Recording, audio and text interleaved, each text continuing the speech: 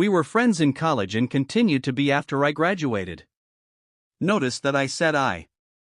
He dropped out after 2 years of barely cutting it.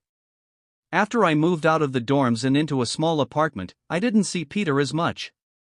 We would talk online every now and then. AIM was king in pre-Facebook years. There was a period where he wasn't online for about 5 weeks straight. I wasn't worried. He was a pretty notorious flake and drug addict, so I assumed he just stopped caring. Then, one night, I saw him log on. Before I could initiate a conversation, he sent me a message. "David, man, we need to talk." That was when he told me about the No End House. It got that name because no one had ever reached the final exit. The rules were pretty simple and cliché: reach the final room of the building and you win $500. There were 9 rooms in all. The house was located outside the city, roughly 4 miles from my house. Apparently, Peter had tried and failed. He was a heroin and who knows what the fuck addict, so I figured the drugs got the best of him and he wigged out at a paper ghost or something. He told me it would be too much for anyone. That it was unnatural. I didn't believe him. I told him I would check it out the next night, and no matter how hard he tried to convince me otherwise, $500 sounded too good to be true. I had to go. I set out the following night. When I arrived, I immediately noticed something strange about the building. Have you ever seen or read something that shouldn't be scary, but for some reason, a chill crawls up your spine? I walked toward the building and the feeling of uneasiness only intensified as I opened the front door. My heart slowed and I let a relieved sigh leave me as I entered. The room looked like a normal hotel lobby decorated for Halloween. A sign was posted in place of a worker. It read, "Room 1 this way. 8 more follow. Reach the end and you win." I chuckled and made my way to the first door. The first area was almost laughable. The decor resembled the Halloween aisle of a Kmart, complete with sheet ghosts and animatronic zombies that gave a static growl when you passed by. At the far end was an exit. It was the only door besides the one I entered through.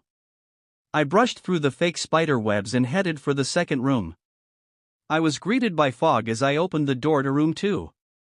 The room definitely upped the ante in terms of technology. Not only was there a fog machine, but a bat hung from the ceiling and flew in a circle. Scary. They seemed to have a Halloween soundtrack that one would find in a 99-cent store on loop somewhere in the room. I didn't see a stereo, but I guess they must have used a PA system. I stepped over a few toy rats that wheeled around and walked with a puffed chest across to the next area. I reached for the doorknob and my heart sank to my knees. I did not want to open that door. A feeling of dread hit me so hard I could barely even think. Logic overtook me after a few terrified moments, and I shook it off and entered the next room. Room 3 is when things began to change. On the surface, it looked like a normal room. There was a chair in the middle of the wood-paneled floor. A single lamp in the corner did a poor job of lighting the area, casting a few shadows across the floor and walls. That was the problem. Shadows. Plural. With the exception of the chairs, there were others. I had barely walked in the door and I was already terrified. It was at that moment that I knew something wasn't right. I didn't even think as I automatically tried to open the door I came through. It was locked from the other side. That set me off. Was someone locking the doors as I progressed? There was no way. I would have heard them. Was it a mechanical lock that set automatically? Maybe. But I was too scared to really think. I turned back to the room and the shadows were gone. The chair's shadow remained, but the others were gone. I slowly began to walk. I used to hallucinate when I was a kid, so I wrote off the shadows as a figment of my imagination. I began to feel better as I made it to the halfway point of the room. I looked down as I took my steps and that's when I saw it. Or didn't see it. My shadow wasn't there. I didn't have time to scream. I ran as fast as I could to the other door and flung myself without thinking into the room beyond. The fourth room was possibly the most disturbing. As I closed the door, all light seemed to be sucked out and put back into the previous room. I stood there, surrounded by darkness, not able to move. I'm not afraid of the dark and never have been, but I was absolutely terrified. All sight had left me. I held my hand in front of my face, and if I didn't know what I was doing, I would never have been able to tell. Darkness doesn't describe it. I couldn't hear anything. It was dead silence. When you're in a soundproof room, you can still hear yourself breathing. You can hear yourself being alive. I couldn't. I began to stumble forward after a few moments, my rapidly beating heart the only thing I could feel. There was no door in sight. I wasn't even sure there was one this time. The silence was then broken by a low hum. I felt something behind me. I spun around wildly but could barely even see my nose. I knew it was there, though. Regardless of how dark it was, I knew something was there. The hum grew louder, closer. It seemed to surround me, but I knew whatever was causing the noise was in front of me, inching closer. I took a step back. I had never felt that kind of fear. I can't really describe true fear. I wasn't even scared I was going to die, I was scared of what the alternative was. I was afraid of what this thing had in store for me. Then the lights flashed for a second and I saw it. Nothing. I saw nothing, and I know I saw nothing there. The room was again plunged into darkness and the hum became a wild screech. I screamed in protest. I couldn't hear this goddamn sound for another minute. I ran backwards, away from the noise, and fumbled for the door handle. I turned and fell into room 5. Before I describe room 5, you have to understand something. I am not a drug addict. I have had no history of drug abuse or any sort of psychosis short of the childhood hallucinations I mentioned earlier, and those were only when I was really tired or just waking up. I entered the no-end house with a clear head. After falling in from the previous room, my view of room 5 was from my back, looking up at the ceiling. What I saw didn't scare me, it simply surprised me. Trees had grown into the room and towered above my head. The ceilings in this room were taller than the others, which made me think I was in the center of the house. I got up off the floor, dusted myself off, and took a look around. It was definitely the biggest room of them all. I couldn't even see the door from where I was. Various brush and trees must have blocked my line of sight with the exit. Up to this point, I figured the rooms were going to get scarier, but this was a paradise compared to the last room. I also assumed whatever was in room 4 stayed back there. I was incredibly wrong. As I made my way deeper into the room, I began to hear what one would hear if they were in a forest. Chirping bugs and the occasional flap of birds seemed to be my only company. That was the thing that bothered me the most. I heard the bugs and other animals, but I didn't see any of them. I began to wonder how big this house was. From the outside, when I first walked up to it, it looked like a regular house. It was definitely on the bigger side, but there was almost an entire forest in here. The canopy covered my view of the ceiling, but I assumed it was still there, however high it was. I couldn't see any walls either. The only way I knew I was still inside was that the floor matched the other rooms, with standard dark wood paneling. I kept walking, hoping that the next tree I passed would reveal the door. After a few moments of walking, I felt a mosquito fly onto my arm. I shook it off and kept going. A second later, I felt about 10 more land all over my skin. I felt them crawl up and down my arms and legs, and a few made their way across my face. I flailed wildly to get them all off, but they just kept crawling. I looked down and let out a muffled scream, more of a whimper, to be honest. I didn't see a single bug. Not one bug was on me, but I could feel them crawl. I heard them fly by my face and sting my skin, but I couldn't see a single one. I dropped to the ground and began to roll wildly. I was desperate. I hated bugs, especially ones I couldn't see or touch. But these bugs could touch me, and they were everywhere. I began to crawl. I had no idea where I was going, the entrance was nowhere in sight, and I still hadn't even seen the exit. So I just crawled, my skin wriggling with the presence of those phantom bugs. After what seemed like hours, I found the door. I grabbed the nearest tree and propped myself up, mindlessly slapping my arms and legs to no avail. I tried to run, but I couldn't. My body was exhausted from crawling and dealing with whatever it was that was on me. I took a few shaky steps to the door, grabbing each tree on the way for support. It was only a few feet away when I heard it. The low hum from before. It was coming from the next room and it was deeper. I could almost feel it inside my body, like when you stand next to an amp at a concert. The feeling of the bugs on me lessened as the hum grew louder. As I placed my hand on the doorknob, the bugs were completely gone, but I couldn't bring myself to turn the knob. I knew that if I let go, the bugs would return and there was no way I would make it back to room 4. I just stood there, my head pressed against the door marked 6 and my hand shakily grasping the knob. The hum was so loud I couldn't even hear myself pretend to think.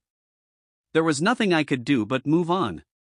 Room 6 was next, and room 6 was hell. I closed the door behind me, my eyes held shut and my ears ringing. The hum was surrounding me. As the door clicked into place, the hum was gone. I opened my eyes in surprise and the door I had shut was gone. It was just a wall now. I looked around in shock. The room was identical to room 3, the same chair and lamp, but with the correct amount of shadows this time. The only real difference was that there was no exit door and the one I came in through was gone. As I said before, I had no previous issues in terms of mental instability, but at that moment, I fell into what I now know was insanity. I didn't scream. I didn't make a sound. At first, I scratched softly. The wall was tough, but I knew the door was there somewhere. I just knew it was. I scratched it where the doorknob was. I clawed at the wall frantically with both hands, my nails being filed down to the skin against the wood. I fell silently to my knees, the only sound in the room the incessant scratching against the wall. I knew it was there. The door was there, I knew it was just there. I knew if I could just get past this wall. Are you all right? I jumped off the ground and spun in one motion.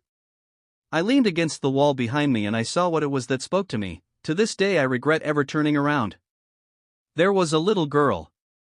She was wearing a soft, white dress that went down to her ankles. She had long blonde hair to the middle of her back and white skin and blue eyes. She was the most frightening thing I had ever seen, and I know that nothing in my life will ever be as unnerving as what I saw in her. While looking at her, I saw something else. Where she stood I saw what looked like a man's body, only larger than normal and covered in hair. He was naked from head to toe, but his head was not human and his toes were hooves. It wasn't the devil, but at that moment, it might as well have been. The form had the head of a ram and the snout of a wolf. It was horrifying and it was synonymous with the little girl in front of me. They were the same form. I can't really describe it, but I saw them at the same time.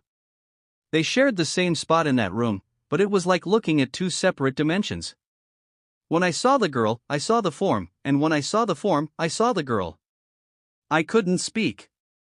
I could barely even see. My mind was revolting against what it was attempting to process. I had been scared before in my life and I had never been more scared than when I was trapped in the 4th room, but that was before room 6. I just stood there, staring at whatever it was that spoke to me. There was no exit. I was trapped here with it. And then it spoke again. David, you should have listened. When it spoke, I heard the words of the little girl, but the other form spoke through my mind in a voice I won't attempt to describe. There was no other sound.